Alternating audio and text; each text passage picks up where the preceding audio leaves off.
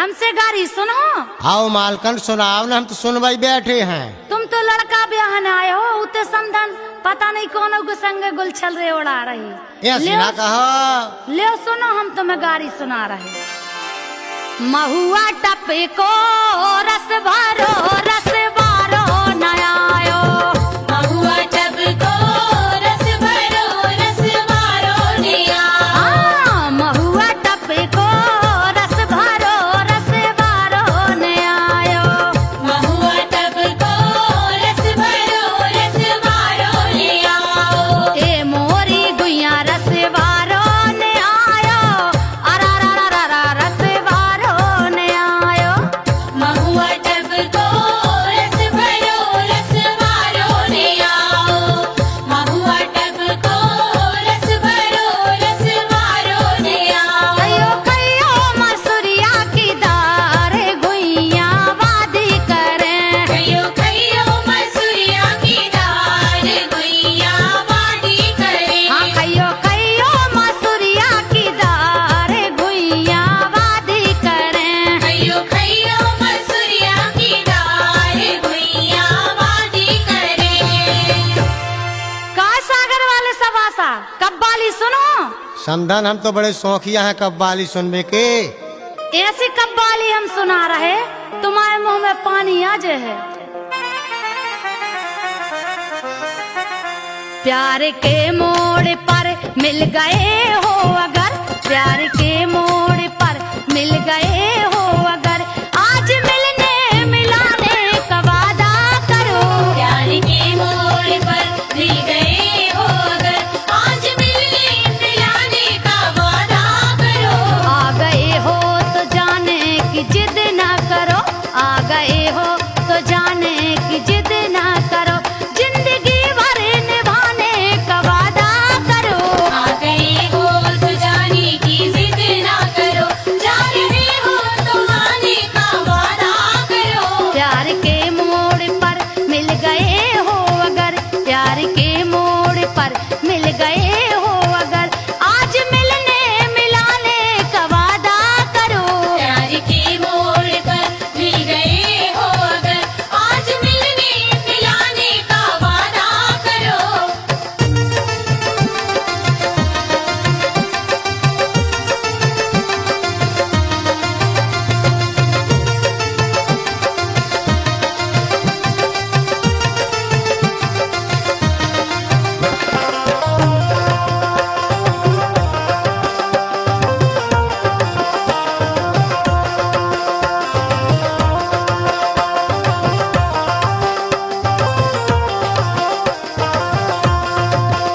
खयो खयो मसूरिया की दार गुइया वादी करें। कयो कयो मसूरिया की दार गुइया वादी करे। खयो खयो मसूरिया की दार गुइया वादी करें। कयो कयो मसूरिया की दार गुइया वादी करे।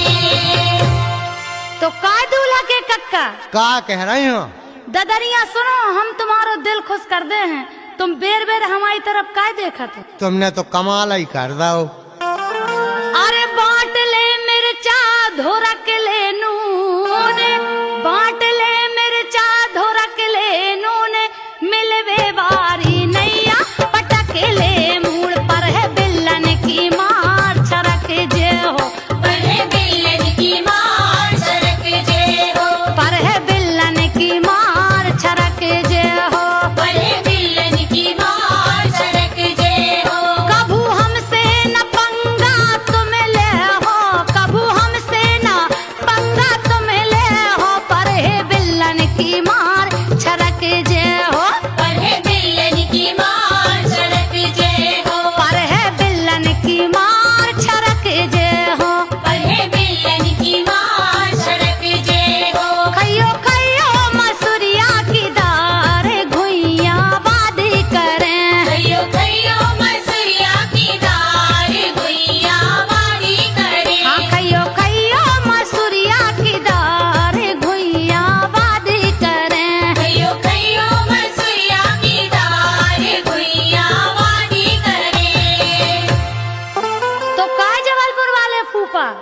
का कह रही हो? तुमने कब उस समधन से प्यार करो है? स्पेशल हम तुम्हें प्यार करने को तरीका सिखा रहे लो। अरे प्यार करने में शकल की जरूरत होती है, किसी का दिल लेने में अकल की जरूरत होती है। सुन ले समझी? हाँ सुन ले, सच्ची कही तुमने। बहुत प्यारे लगते हो समधी जी तुम, बहुत प्यारे लगते हो समधी जी तुम।